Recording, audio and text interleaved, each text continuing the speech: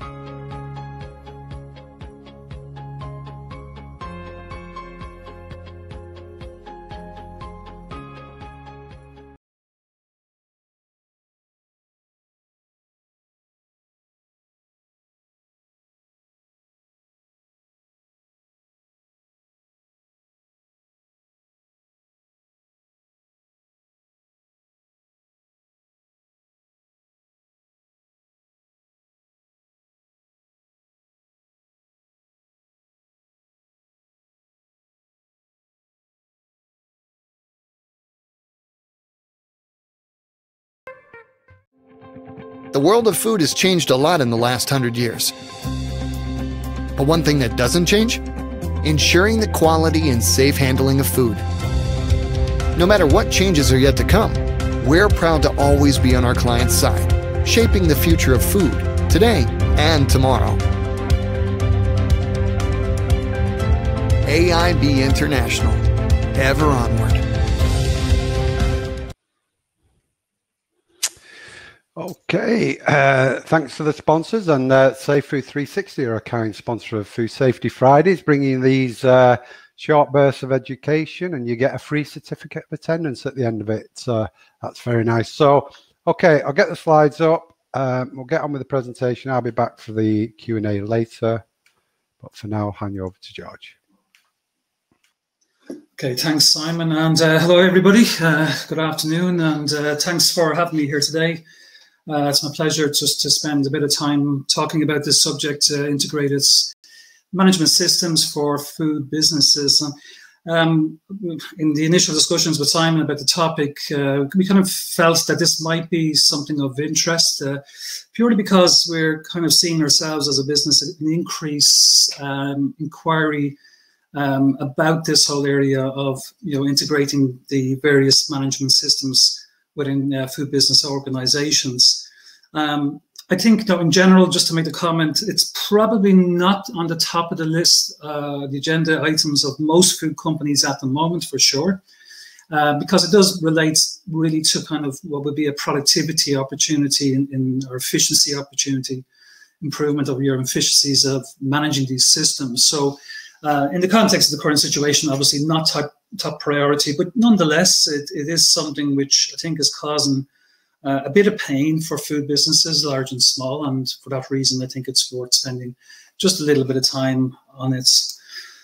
Just a brief introduction to myself, guys. I'm a food safety expert by background, a food technologist, food scientist. I've studied the subject for many years in the university here in Dublin. And so that's my background. And so while I'm CEO of a software business, I'm not a techie guy from that perspective. I am very much a food science kind of person. So just a little bit of background. Very briefly, just on our company and our products, we just develop and sell and market a compliance-based platform. I'm sure many of you have already come across this, and that's what really we're about. And in doing that, we do try to help out as well in terms of knowledge, domain knowledge and expertise. And if you have time, please feel free just to click on that link there, safefood360.com. Free resources, and we have lots of stuff up there, white papers and various free tools which may be of value to you. So do please feel free to check it out, download it. It's absolutely free, no cost whatsoever. Okay, so just to get back on subject here, integrated management systems, or IMS for short, for food businesses. Some of you may have come across the idea and the concept already. Well, today's session will be the first time you've probably heard about the term IMS. And so hopefully today is just about giving you a bit of an introduction, talking about the pain points, where companies may be coming from. And we'll just very briefly touch on what good looks like in terms of integrating management systems. Won't have time, obviously, today to go into all the details surrounding it, but if the feedback is good from today's session, I'd be more than happy to do kind of a follow-on session at some point where we can maybe drill down a little bit more. But I will give you some examples today of what a typical kind of approach would look like for IMS. So, guys, I'm going to start where we should probably all start when it comes to looking at improvements, and that's the main driver for why we do these things. Why are we seeking to maybe integrate management systems in the first place?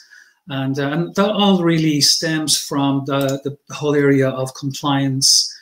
And on your screen there is a slide I typically use for various presentations to kind of paint the picture of what food businesses these days need to comply with, the actual extent and the scope of the compliance need, which you can see from the graphic can be for many companies quite extensive.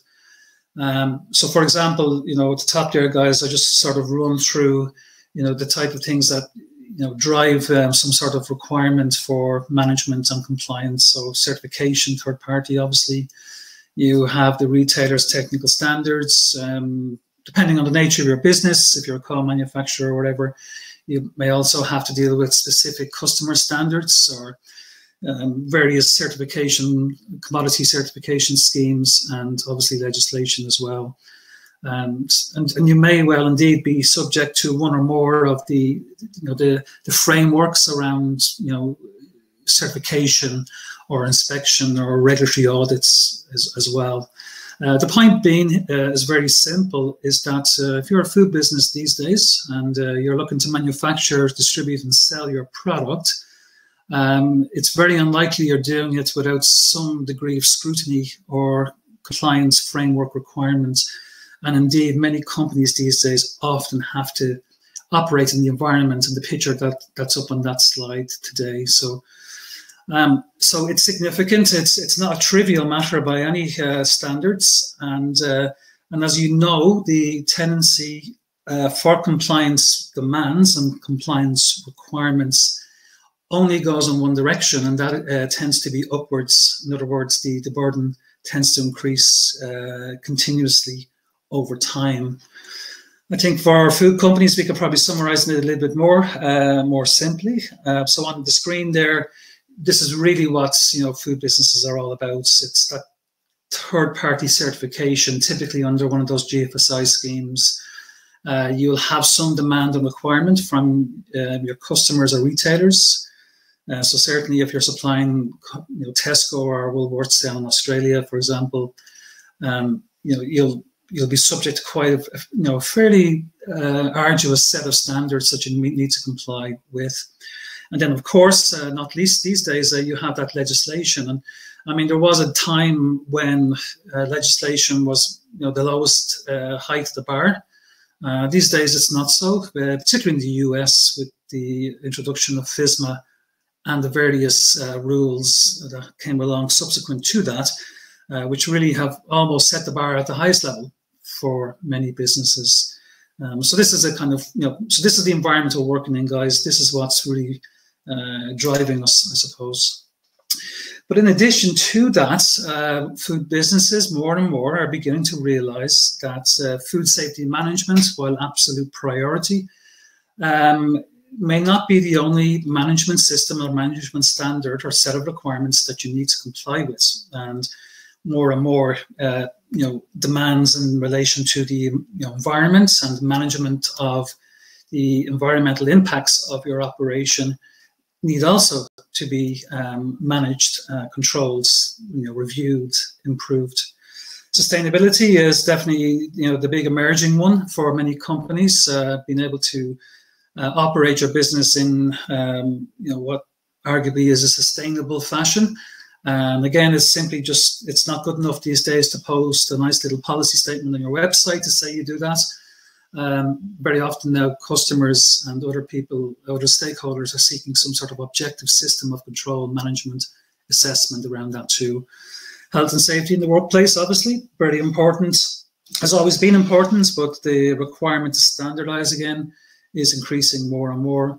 COVID-19 pandemic arguably, could see more of a focus being brought on that, because as we can see in the media, even today, food companies seem to be suffering more than other sectors in relation to, isolated outbreaks of the virus in food businesses and the impacts that's having both on obviously employees, potentially health-wise, but also in terms of the sustainability of the company and the company's ability to trade in the market. So, I mean, guys, look, without overemphasizing it, or I think it's very, very clear that food businesses today and into the future are going to have in place fairly robust systems of compliance management, of control, which extend beyond food safety into other areas, and that only means more work, more demands, and I think it's going to drive businesses more and more towards seeking approaches which are more efficient for getting that done. Particularly for one key reason, which we're going to talk about now, is that very often these standards have quite a lot in common. And I think that's the key point. So that commonality is a fantastic opportunity for businesses to really, approach it in a way which is sustainable for them, and return some value for us as well. So this slide, guys, really is just about summarizing what that can look like. So at the center, obviously, I've placed these compliance needs. And orbiting that, you have potentially these different types of management systems, let us call them for the moment. So obviously we have food safety management, we have quality management systems, environmental, occupational health and safety, sustainability, and obviously, I mean, again, even for large food companies, information security is becoming, an issue which needs to be managed as well, depending on the nature of your business, obviously. But just one little point here is that you'll see the arrows radiating from that center point outwards. And that's really to represent probably the current state of where most food businesses are, whereby, these compliance needs are addressed almost in separate and siloed management systems, independent very often of each other. So the tendency is for the energy of the efforts to radiate outwards, which is absolutely fine. I mean, arguably there's nothing wrong with that, but you could also make the argument that maybe it's not the most efficient approach to take. So some of the challenges then that are presented by the fact that, as a food business, you have to comply with all these standards. There are some challenges, and I've just kind of formulated a couple of what may be familiar arguments that you've come across around multiple management systems. I'll just read it out here for you. It's not direct quotes, it's just kind of bringing together some of the things I've heard over the years. So because there are different standards like the BRC and the environmental standards, each with their own set of requirements, that the business should have, indeed should have separate management systems to meet these different requirements. And I mean, that is a compelling argument, and at the face of it, it could make sense. Second argument, which you often come across, is like, quality people look after the quality system. Food safety people look after the food safety management system, and environmental people look after the environmental system. And I think the point here is that where these compliance management systems are departmentalized, they can tend to work in complete isolation of one another, which again, that may be absolutely fine. That may work for the company, or it may not. And I think more and more businesses are realizing that it may not work, because it may not be an efficient way of doing things for the business overall. So just to summarize some of these challenges that we could have, is that very often where you have these multiple systems and they're living in separate silos and they're independent of each other, that you can very often end up with a lot of duplication of processes. So, we could have, for example, internal audit systems, standards for environmental standards for food safety. And in the audit programs for those separate systems, you can find that maybe people are auditing the same thing over and over again. And because they're not sharing this information and data, you're getting that loss of opportunity for improvement, plus the duplication of the activity. And there's very few businesses that I think would, see that as necessarily a good thing for an organization. Variation across business units and facilities for identical processes. That's just the point I just made there, guys. You could end up with multiple certification audits and inspections where they may not be totally necessary. And in effect, it could be argued that this approach, this isolation approach, the siloing approach, actually designs inefficiencies into how you manage compliance. And that can lead to, perhaps increase the risk of things going wrong, and certainly reducing the opportunity for improvement as well.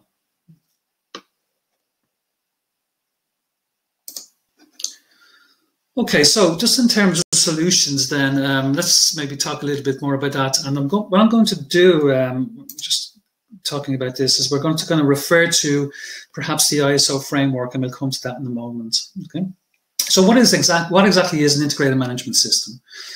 So IMS really is about consolidating all of the relevant business processes, management processes, compliant processes into one single system, which will get the job done just as well. Okay, so instead of having those multiple efforts and approaches, where that commonality exists, bring them in, take a look at them, and develop around them one common system which delivers the same outputs and same effects. And this can result in a management system that is much leaner and arguably could be more efficient than what exists previously. Okay. The streamlining of processes obviously helps you avoid that duplication effort within your organization. Now, needless to say, the level to which these benefits kick in can often very much depend on the scale of the business. So, I just want to make the point that smaller businesses just may find that the benefits are probably not as significant as they would be in a large, say, global. enterprise, where the scales are obviously different, and there's probably more opportunity there. Okay, so integrated management system, then if we take a look at a food business, could start to look something like this. So so we have the IMS, that is made up of the sum of various parts, and that most certainly will include your food safety management systems. Now, I've also just added here that food safety management systems can also include various other standards, such as your SQF, ISF, BRC, the 22000 standard, and so on, and requirements relating to FSMS. So the food safety management system probably is unusual from the other systems insofar as food businesses also find that they need to be, say, certified against not just one GFSI certificate, but perhaps two. Or they may need to have compliance against a commodity standard, or indeed a retail standard, and then also have to deal with the requirements of FSMS as well. So, I mean, that alone, even just that element of food safety management, could be a strong enough argument to look at system integration before you even take a look at environmental management systems and sustainability and other areas as well. Okay, so it's a very, very simple equation, guys. You have your food safety management. Add to that maybe sort of quality standard that you're operating to, environmental, occupational health and safety, and the list can go on. There is no limit to it. And then you end up, obviously, at the end of that with your integrated system, and that's the objective. Now, if we take that approach, that model that we took a look at in a couple of slides previous, starts to just change slightly. And the big difference is, guys, is that you put the IMS, the Integrated Management System, at the center, at the fulcrum of your model, and you turn those arrows 180 degrees around, and you point them in towards that system. What I'm trying to say here is that the IMS becomes the center focus of your systems development. You move away from addressing requirements in an isolated fashion, and you direct them in towards this one all-encompassing system of compliance, which is your IMS system. Okay. Again, that has lots of benefits, even just from a purely conceptual point of view. Make sure that the cultural level, at a policy level, that everybody in your organization is aware that their compliance system does not exist in a silo, separate from other standards and indeed departments. But the objective is the IMS, in an efficient fashion, becomes the objective of the company, taking into account all the other systems requirements.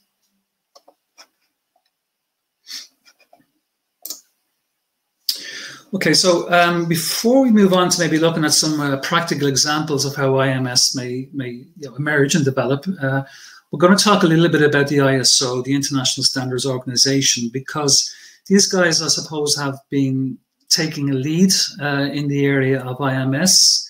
And just for the sake of clarity, I think it's easier for us to work around a framework structure, which the ISO are have been quite busy pulling together for their standards and their standards alone. So let's just talk about that.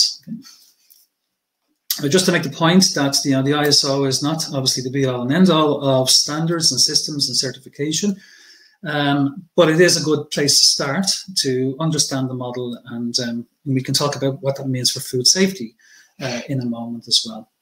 So the ISO, as you know, guys, I'm sure most of you know, is one of the primary producers of standards globally, not just for food safety, but for virtually every other management discipline you could possibly imagine, and other standards of compliance for various different things. So I suppose it's fair to say that these guys would know a thing or two about developing standards, and they have produced over decades now at this stage a set of what we would probably call management system standards. And we're probably most familiar with two of them. One would be the ISO 9000 for quality management, 2001, and then obviously the IS O standard 22,000 for food safety management. Some of you guys may be actually certified under the FSSC 22K, which would include, as part of that, the ISO 22,000 standards requirements. And the ISO have basically categorized those into what they call Type A management standards. And it would also include things such as your environmental, the ISO 4500, other standards such as the 27001 for things, information and technology and security on data, and other standards like that. So the ISO have been, I suppose, aware for quite some time that the companies who operate under these various standards would have been suffering a little bit of pain around trying to maintain their compliance against these different standards.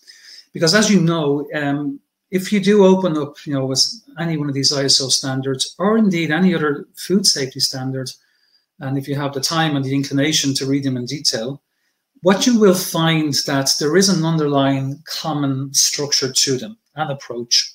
So, albeit they may use slightly different language and the emphasis might be different from standard to standard, you can pretty much distill them down to a common sort of, structure, framework, or set of pillars, which need to be complied with.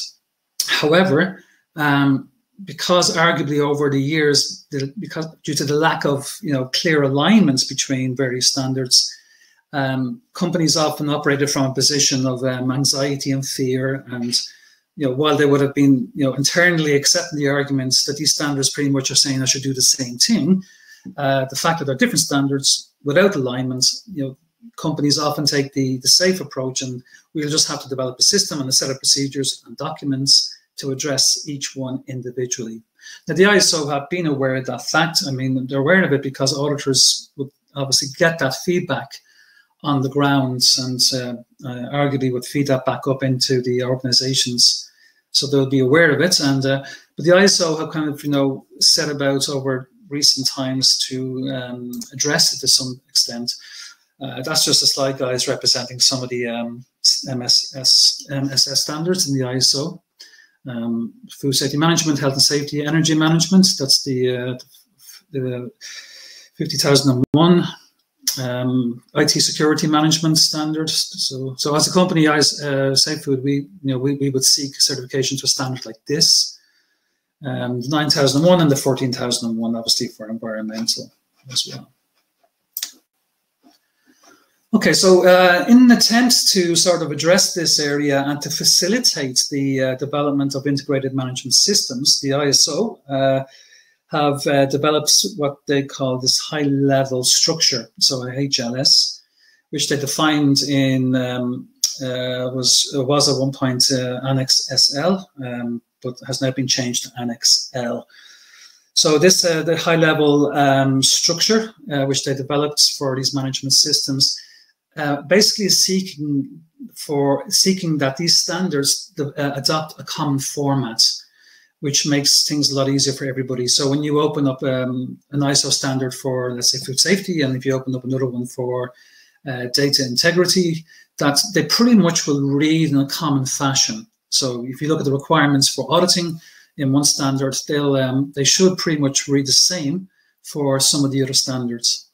And this is important because it allows then the users to work from a common set of requirements across multiple standards, which I think, most reasonable people will say, well, that makes a lot of sense. And that makes my job an awful lot easier. So I don't have to worry about the nuance, the interpretation of, different wording or emphasis in the requirements. I have one standard set to work to, and that's good for me. And I can just now set about my work and my job of developing the system to meet those requirements. Okay, so that's just a little supplementary slide there. I think bringing this kind of more focus for food businesses. So the Annex L high-level structure arguably could be applied to, say, the food safety management system, definitely quality management, environmental management, occupational health and safety, sustainability, and information security management. So far, my experience and direct engagement with companies, that list there seems to be the main focus of what is occupying, I suppose, the compliance people in food companies at the moment. It's quite an extensive list, guys, and I mean, you know, if anybody's involved in this activity, if you're a practitioner in the industry and your job is to look after one, two, or all of these, you know, it's not that difficult to get lost in trying to maintain these systems. Just to look at the requirements of a high-level structure, identical core text and common terms and core definitions for use in management system standards. So this is the ISO's definition around what the high-level structure is all about. And I just want to make one point, guys. I'm using the high-level structure just to kind of paint for you a picture of what the approach is in terms of integrated management systems. But it's just that. I mean, the principle and the philosophy almost of integrating your systems does not necessarily have to be around the ISO's approach. It can be just, you know, almost a strategic policy you introduce in your own business against any set of standards. Okay, so if we take a look at the HLS, then there seems to be sort of 10 common clauses in the standards where the ISO say, you know, there can be standardization, there can be consistency across these. And I'll just run down through them briefly. So the, you know, if anybody who's working under the ISO standards will be well aware of these types of, you know, headings. But scope of the system, again, ISO feel that all the standards should be pretty much the same in terms of how they're addressed. The normative reference sections, terms and definitions. Terms and definitions is a good one for me. I do like the ISO's approach to standardizing terms and definitions across the various standards. It just makes it so much easier to, you know, I suppose that we're all using the same language and we all have the same understanding. It's very important for communication across stakeholders in the industry. And, you know, I mean, even just coming down to the very basic definitions of what risk is, the ISO can be very useful in identifying that. And I believe they're doing some work on redefining that if they haven't already just done that in terms of risk, for example. Context of the organization is another standard clause. Leadership, I'm talking here about management, policy, structures, that type of stuff. Planning out your, you know, planning for resources, human resources and other resources in your organization. Clause 7 around support. Clause 8 around operations. 9 performance evaluation, and then 10 improvement. Okay, so I think that, you know, in a general sense, that's all very, very good. That makes a lot of sense. But of course, then we have to question about what that means practically for an organization. Okay, so what does an IMS look like? So guys, I'm not going to pretend I'm going to give you the full picture today because I am not. But we can certainly, as I say, I'll definitely more than happy to do a separate session where we just drill down into the detail and more. But let's try and get the bigger picture understood first. So a typical structure for an IMS, so I've just put up a graph there for you. It's a pretty standard one, which is used to illustrate what an integrated management system looks like. So this Venn diagram has 3 sections to it. So we have the ISO 9001, which is your quality system. Over on your left-hand side, then we have the ISO 14001, environmental. And then at the top, we have the occupational health and safety processes. So, I mean, I just taken them because they're pretty standard, but you can, of course, swap them out or add into that other standards such as your 22K or your BRC or your SQF or your IFS. Now, the ISO doesn't cover those standards, except for the ISO 22K, obviously, but the principle is exactly the same. So what we're saying here is if you take those separate standards and you overlap them, you will find areas where there is commonality across them all. And they're represented bang in the middle and the center of this diagram. And then you will also find that between the various different, arguably independent systems, there is also a level of commonality too. And then you will also find that there are aspects of each of the systems which just simply do not overlap. So they're just intrinsically so different from each other that any attempt to try and integrate them would be probably an act of folly and a big waste of your time. And this is the important thing about IMS, is that you need to be a little bit smart about it and not be a slave either to the concept, and you need to reflect and recognize the realities of integrating these systems. It's like everything else, guys. If you're in an organization, you have a great idea and you get all excited and you start telling your colleagues about it. You may find that they're not as overly excited about it as you are, and so you need to kind of pick your battles a little bit, a bit smarter about it, and I'm going to talk about that in just a few moments. But that's the general concept. You have a number of different standards. There will almost certainly be commonality across them all, and they're the ones living in the middle. And then we have varying degrees of commonality depending on how you look at it. Okay?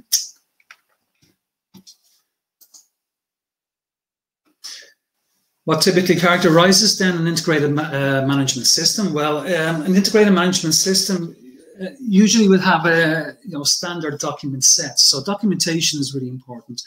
And that would include things such as your work instructions and procedures. And if they're developed in the right way, you could almost, start moving to an approach where you have a common set of standards and documents and procedures, which can be used across all of the different management systems. And how nice would that be? And but again, you need to be careful. You need to identify them, and you need to understand what they are and will they in fact work. Okay. Management reviews is another example. So all of these standards all say the same thing, that you need to conduct various reviews. And very often, those reviews can be quite common. So let's take, for example, food safety management system, quality management system, and say perhaps sustainability standard. You will see in those standards that will say that the management should review the objectives, that need to be set, and they need to be reviewed, and you need to double check them. You need to review the inputs from internal audits. You need to review, customer or stakeholder feedback, and so on and so on. So these are all the same requirements. Of course, what will change is the content of that, the detail, but in essence, the process and the procedure could be the same or should be the same, depending on what level of efficiencies you're trying to achieve. Internal audits is a really good example of where integration of the systems can be achieved as well. And things like policy and your policy levels and your objectives for the business is also a good example as well. Sort of your general management processes could also be included there. So that could be things like your centralized corrective actions, preventative actions, and continual improvement projects as well. Okay. So they're just a brief kind of, or a very kind of quick summary of what the character of an IMS system could look like. Now let's move on.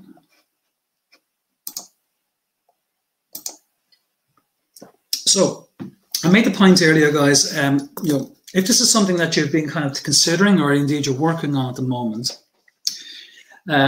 just again, based on the direct experience with some of our clients, who are looking at IMS, so there's a decision or a high-level policy. We should start integrating these systems because we want to achieve certain efficiencies.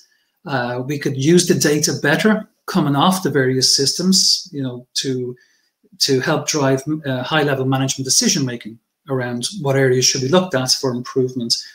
And very often the ultimate objective is to create what can be termed as a single pane of glass of compliance, so that the senior level, mid-level management can see the complete picture of their compliance across their organization for everything, and not just for one isolated system. Okay, so that's all great, and that's all very exciting, but a word of caution. To undertake such a project, which by definition means that you are going to be engaging with various different departments, different sections of your business with different systems and processes, that will require change management, and possibly quite a significant amount of change management. So unless you're fully up for that and well-resourced and you know how to manage change effectively, I would suggest that you don't try to set the, don't boil the oceans on this one, for sure. So try and seek out what I've termed here easy wins for kicking off your IMS system. And what they can often be, and I'll just throw them up here for you. Now guys, I'm not going to go through these slides in detail, but they're for you really to read at your leisure after the presentation. But there's a few areas where I'll just summarize so you can get quick hits. And one is the system of managing your documentation. So as you know, these management systems require and demand large volumes of documents to be developed and to be retained, to be revised, reviewed, disseminated, archived, and all that type of thing. Okay, so that's fine. But very often you'll find within the documentation that there is duplication of certain procedures. And that's a great opportunity for you to consolidate, look at which procedures can be consolidated into one common procedure. But just the point again is that for you to do that, and without alienating your colleagues or other departments, that needs a collective process and it needs buy-in from everybody, because it must not just meet the needs of the standards, it must also meet the practical needs, operational needs of the various departments as well. But it is a great opportunity, and typically, companies may be using some sort of shared file system.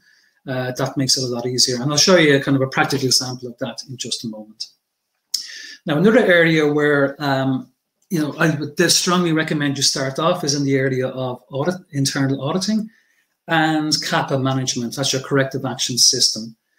So you will, it's very unusual that you'll find that, companies with the different standards will be operating in reality, different processes for doing audits. They may well have different kind of procedures for doing it, and the checklist may vary. That's fair enough. But any organization conducting an audit, whether it be on quality or food safety or sustainability, really should have a common standardized approach to doing auditing. Auditing is a process that lends very well to standardization. And it's only with standardization that you can get calibration of it as well, calibration of your auditor's performance and outputs. And by being able to bring together all the data coming off your internal audits, you get a much better picture of your overall level of compliance without siloing the data in different areas. So I'm going to show you an example of that, just a very, very brief example of how that can work as well. So definitely two areas is documentation, your internal audits, and then also your CAPA management, standardizing those processes under your integrated management system. Another one is management review. Again, good opportunity there. It does require a bit of work. You need to take a look at what types of reviews are being done. Are they more generalized or are they very specific? And which ones will be good candidates for integration in a common approach and common system. Non-conformity and corrective action I've just mentioned already. And then finally, I would suggest that continual improvement is also a good area for integration under IMS. Now, I'll just make a point that continuous improvements, for it to be included, also requires really that your internal auditing system perhaps has already been integrated into one system, because it just makes it difficult for that information and data around improvements to be viewed by the senior level management. Okay, so guys, these are kind of just some examples, easy wins, I would say, quick hits possibly, without you, as I say, trying to boil the oceans of IMS. And I would always really suggest to companies that IMS should be a continuous project almost. You shouldn't go rushing at it and try to get it done in 3 months. Definitely break it down into bite-sized chunks, which can be chewed and easily digested by the organization. Okay, so let me just run through 2 quick examples, and I will talk with Simon in due course, and we can probably maybe pull together a presentation which talks about, say a full perhaps implementation of an IMS at a later stage. But let me just whet your appetite and give you some general examples of what it could look like. First one up is documentation. So guys, as you know, all the standards say that you must have a documented system in place, and it should define the requirements of the standard. They should also define the internal business requirements and needs, and obviously perhaps then of your customers and other stakeholders. So that's fine.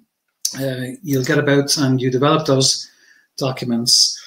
Okay, but under IMS, if you did a bit of a kind of review of all those documentations, you'll almost certainly find that there is duplication of these documented procedures across the organization. So these documents under IMS, you can centralize them and then devolve them to the various other functions and standards as required. Common documents which can be integrated, can be put in kind of a high level sort of a folder. I'm just giving you kind of a very rudimentary example. And then you can from there deploy them and control them down through the organization. Common process for documentation, that can also be for measurement and test equipment, internal audits, non-conformities, and corrective actions. And over time, as you get more confident with integrating and you've learned some lessons, you can extend it out more and more. So let me just show you an example. Okay, so guys, I've just kind of, portrayed this in the form of almost like a document share file system, just so you can relate to it a little bit more easy. Okay, so let's say you have a high-level document folder, and under that folder, you can see I've put this folder called IMS Policies and Procedures. So that's the folder which is representing those procedures and policies and documents which have proven themselves to be good candidates for integration in the IMS system. Now, underneath, you can see there that there's also a couple of subfolders. One is called Operational Process Procedures and Operational Work Procedures. Don't worry about those for the moment. Let me just take you through the high-level IMS. Okay, so if you were, for example, hypothetically to click on the high level, you'll get two subfolders. One is called IMS Policies and the other is Procedure. That's all very straightforward. And then I click on the IMS Procedures, and here I can see I have detailed but integrated procedures for the review of management's reviews, the internal audit management system, corrective and preventative actions, non-conformance, document management, and continual improvement. So in this particular case, these procedures are common across the organization, regardless of which standards you're talking about. So if I'm responsible for food safety management and I want to look at how we do internal audits, I'm going to be using the exact same management procedure as the person responsible for sustainability or environmental control. Okay, so that's, I think, pretty self-explanatory, but already you're beginning to consolidate and as a business starting to control and centralize a bit more how you do these key management processes. So you've achieved integration, and you know how every single department operates and how every standard operates, and it's common, it's consistent, and therefore any improvements or any faults in them are systemic by nature, which is what you want, and not due to local variations or opinions on how these things should be done. Okay. Okay, so that's your integrated level, but look, in reality, guys, there will be procedures and documents and standards which cannot be integrated and shouldn't, in fact, be integrated because they're so specific to the particular operation. But nonetheless, you still want to have that centralized oversight and control of them. So, taking that structure, you can break them down into, again, in this case, three distinct subfolders: food safety management, environmental management, occupational health and safety. And because you've done that, you now can, clearly identify which of the processes and procedures are specific to that particular management standard, that particular SS standard. Okay, and again, that's fine.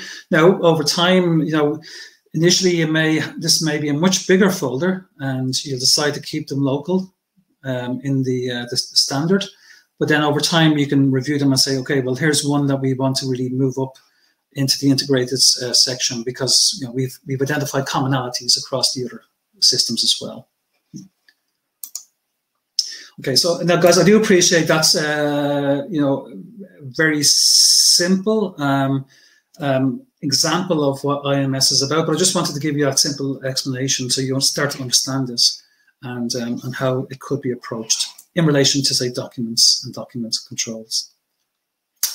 Now, the second and the final example I'm going to give you is just in relation to auditing. So, guys, I mean, we've talked about it already. Auditing is a process, and while the specific content of what's audited will vary, there is at a management level, management process level, lots of commonality across the systems regardless. So again, I've just pulled together, very rudimentary illustration of what that could look like. So this is like, your typical internal audit schedule, which covers off virtually everything that you might have in your systems, environmental, your occupational health and safety, and your food safety systems. It can kind of be a difficult one to kind of get your head around, not very organized, not very structured. IMS then, by definition, demands clearly thought out structure, logic into what you're doing. And this is what typically an internal audit master schedule for an IMS system could look like. So again, you have the auditing programs, which are pretty much common across all the different standards. And you can organize those in such a way. So you have your IMS processes, but then you will find that you'll have audits which are specific to particular standards, like food safety management, risk assessment for hazard, for example, risk assessment for vulnerability, occupational health and safety risk assessments, and environmental. So they could all differ, for example. And that's perfectly fine and appropriate, but it's within the structure and the context of an overall integrated system, and therefore allows you to understand, where they live and what they do. And over time, again, you can maybe identify a common approach for assessing risk, for example. You may want to amalgamate those into one common standard, but where the differences are highlighted within that integrated audit program. Okay, so again, this is something we definitely see in food businesses we work with. They're operating under various different standards. They may put together, let's say, an audit, internal audit for the management of, corrective actions, for example.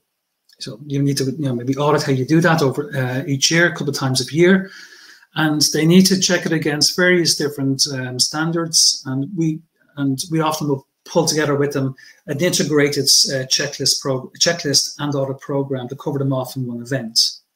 And that's a great example of how integration of management systems can yield efficiencies and better outputs for everybody, really. Yeah. So that's just a very, very good simple example, guys, but hopefully it gives you a good picture of how it works. Okay, so I'm just conscious now I'm coming up on the hour. So Simon, I'll put it back over to you now for the Q&A session. Yep. Thanks very much, George. Okay, let's get to some questions. First one from Michael. How can one effectively plan third-party audits to an integrated management system for QMS, EMS, OHS, energy management so that the process is smooth and painless to the auditees? Yeah, I mean, I think we're quite some time away from that, if I understand the question correctly. I mean, it has been a feature for, I would say, 2 decades in the food industry, looking at, integrating systems, standardizing systems to reduce the amount of external third-party audits. So there has been an aspiration for some time. It's in fact the aspiration that led to the GFSI. In practice, that hasn't transpired. So I would say, if you're looking at IMS, don't look at it. Certainly, don't let that be our motivation, because you could be waiting a bit some time for that to come back as a reward. I would say look at it from the point of view of internal efficiencies and how you operate internally. Yeah, that's good. Pankaj, any specific guidelines for IMS implementation? Yep. Okay. So I believe the ISO have. So I think historically there was a publicly available standard, PS 99, that was published. You might check that out. ISO, I think of some guidance, Guide 72. Might check that one out as well. Yeah, there could be others, guys. You know, it's not something I'm constantly keeping an eye on, but I have in the back of my head those two things. Yeah. Okay. Olufemi, in developing countries, risk assessment of food provision processes such as meats though classified as regulated premises, but compliance and enforcement activities are low. How do we ensure IMS in such situations? Right. I think I'm not sure how to answer that question. It's sort of setting a scenario which I'm not totally familiar with. Yeah. I'm not sure what the relationship between IMS and compliance in developing nations would be. So look, I'm not even going to attempt to answer that one, Simon. But yeah, it's difficult enough if the audit process for one standard is a very difficult process. I mean, companies always have to assess their own local situation. So, I mean, if you're a business and you're producing a commodity and getting that commodity onto markets means dealing with local regulatory audits, that's your first point of call. I mean, you may well, there's a strong argument just to get that job done before looking at IMS efficiencies. IMS efficiencies are something that companies really look at once they've have a mature system in place. Yeah, and where they're seeking just incremental improvements in efficiency. It makes sense in that context. Yeah, sure. Srini Vasulu, kindly elaborate further on MSS type A. Is there a classification of various MSS into type A, B, and so on? Yes, there is, and you'll find that on the ISO website. Or indeed, if you just actually, if you Google Wikipedia on Annex L, it will give you a full list and the breakdown of the various standards. Yeah. Bashir, can you merge already separately implemented MSS into an IMS? Yes. I mean, that's where virtually every company will be starting from. And it's actually the definition of what you're doing. So you have all these various distinct management systems, and you're seeking to merge them for efficiency purposes. So yes, you can, and in fact, that's where you'll be starting. Yeah. Okay, and Rokshanara, is there any organization offering IMS other than ISO? Not that I am aware of, to be honest. There could be, but the one I'm most familiar with is the ISO. Yeah. Yeah, I mean, GFSI standards extending themselves somewhat to sort of, cover more things than food safety.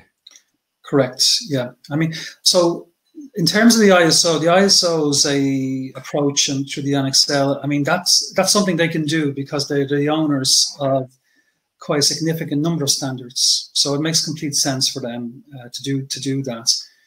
From their perspective, it makes sense for any business, whether they're food or other types of businesses, to integrate their systems if they have a lot of them.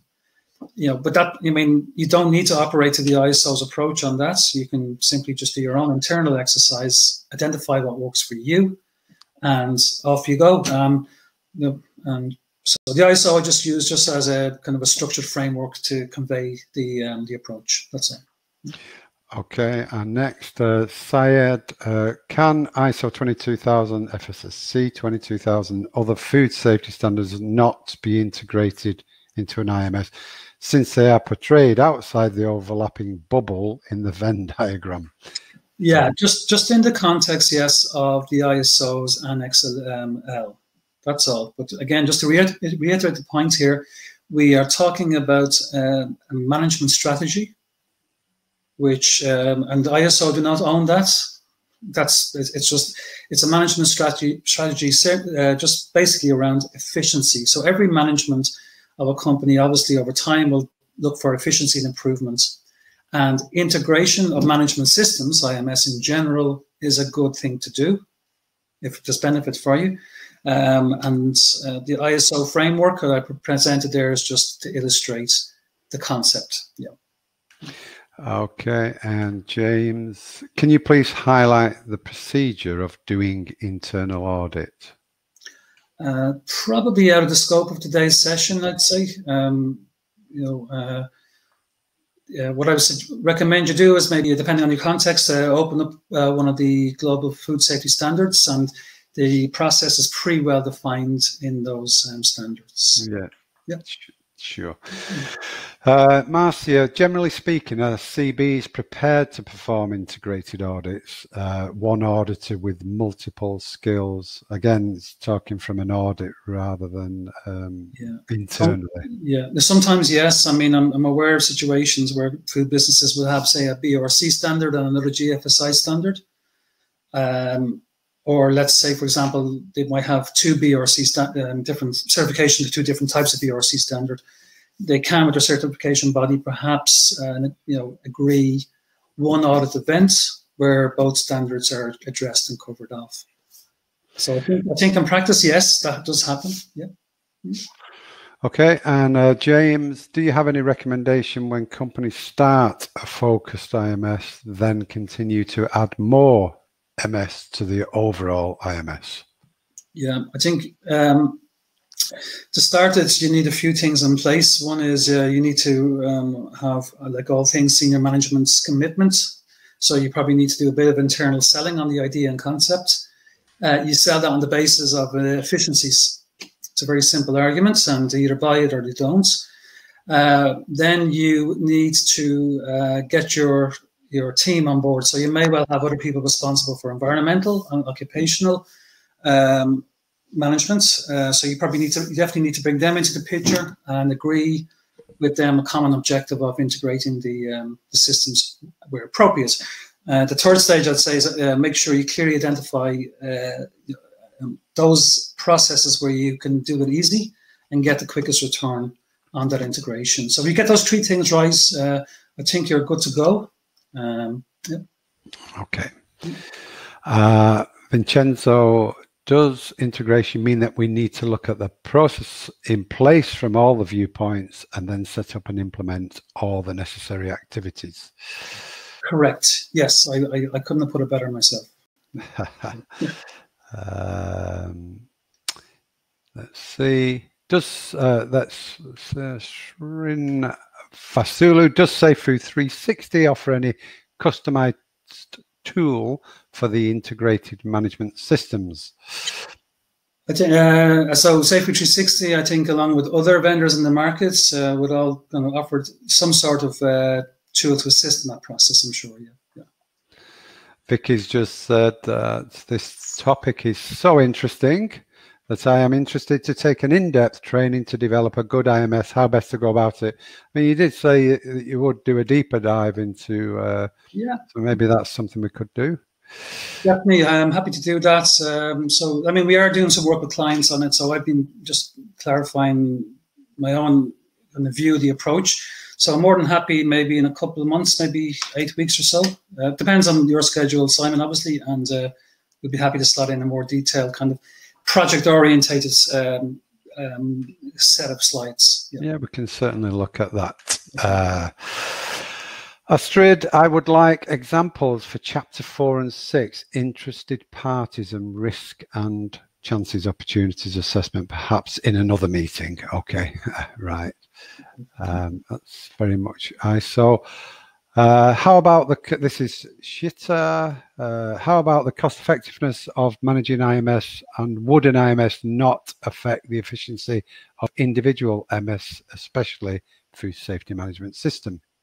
I mean, look, it could. It depends on a lot of factors, really, and it's all about, again, assessing the concrete situation in your own organization.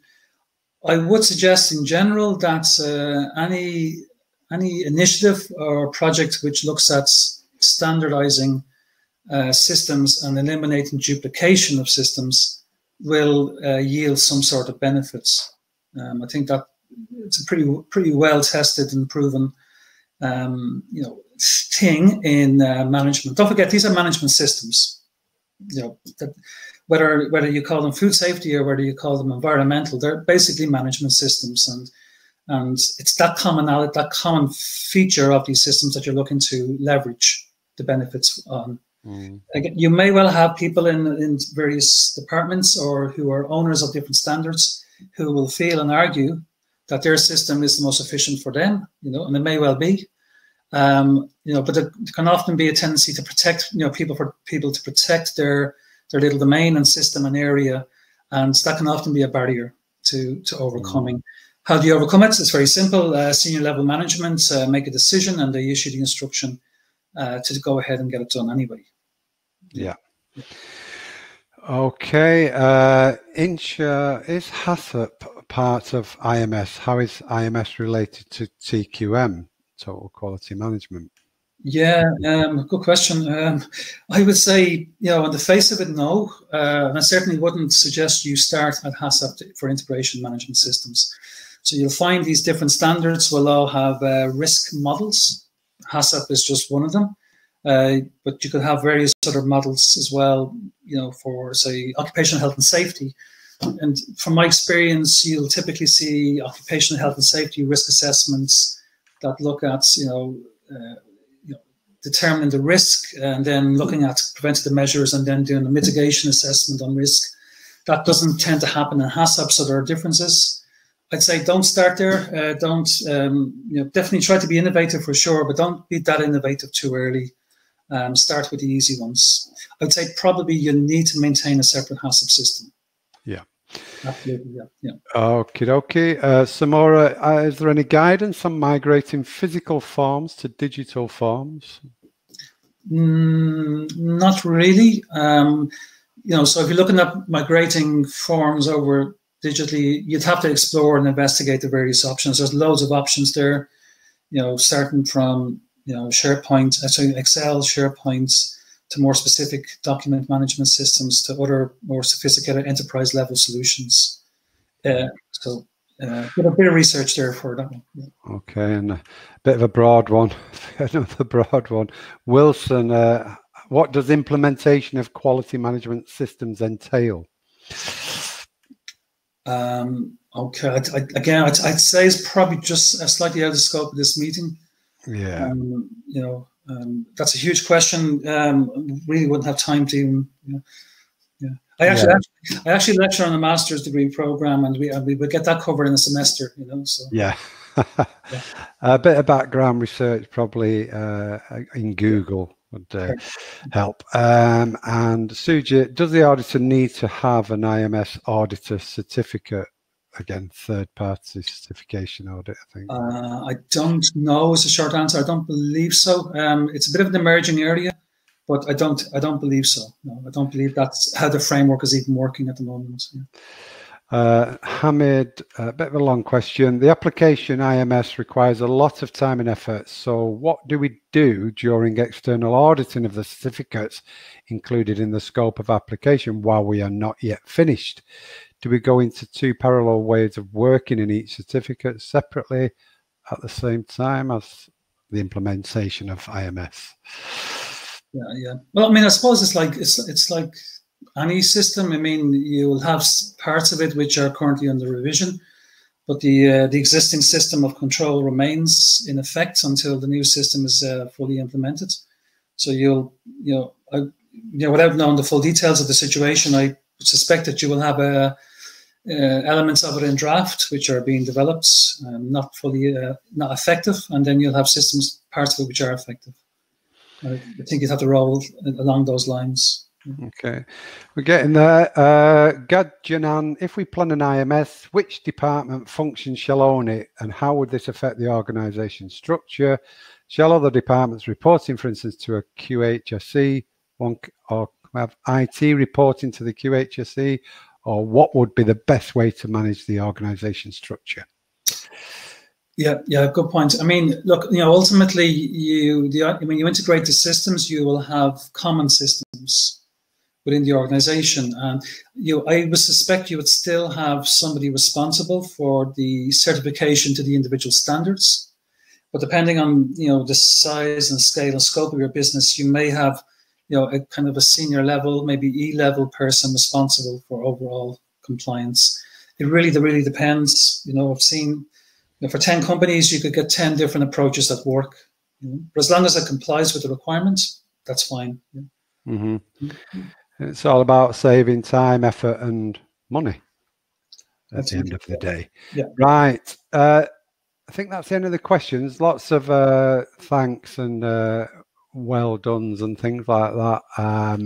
Well, one more question there from Zhao. Does the food industry, which already certified to BRC and ISO 9001, need to certify IMS? No, you don't. Absolutely not, guys. I mean, so if you're about to set down the road or the path of an IMS project, do not do it because you're looking for certification. Do not do it for any other reason except for the fact that you believe or you feel that there's pain and wastage occurring in your organization because you are operating these different standards, and duplicating efforts and, just creating a lot of kind of unnecessary waste and effort. That's the reason. And you don't have to, in any way, shape or form, have to get a certification to that. It's not a demand. I wouldn't even put it at the top of your list of priorities. Yeah. Okie dokie, great. Thanks very much, George, for your time today and for the presentation. And we'll have to discuss and see what we can do further as you progress with your thinking and your ideas and things.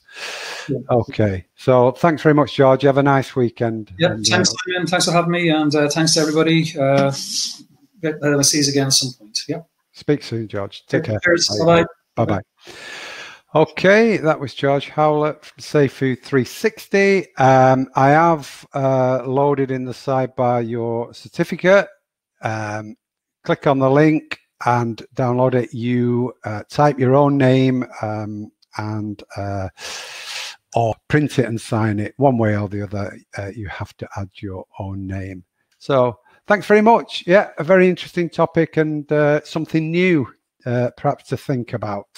Have a great day. Enjoy the rest of your Friday, what's left of it. Have a lovely weekend, and we'll see you on the next one. Just a little plug here. It goes on YouTube. All these webinars go on the website at IFSQN and go on YouTube. So if you're on YouTube, subscribe. That's what everybody says. Click on the notifications and subscribe and whatever you do to spread the word of IFSQN and the webinars. Okay, thanks a lot, everybody. Bye-bye. See you later.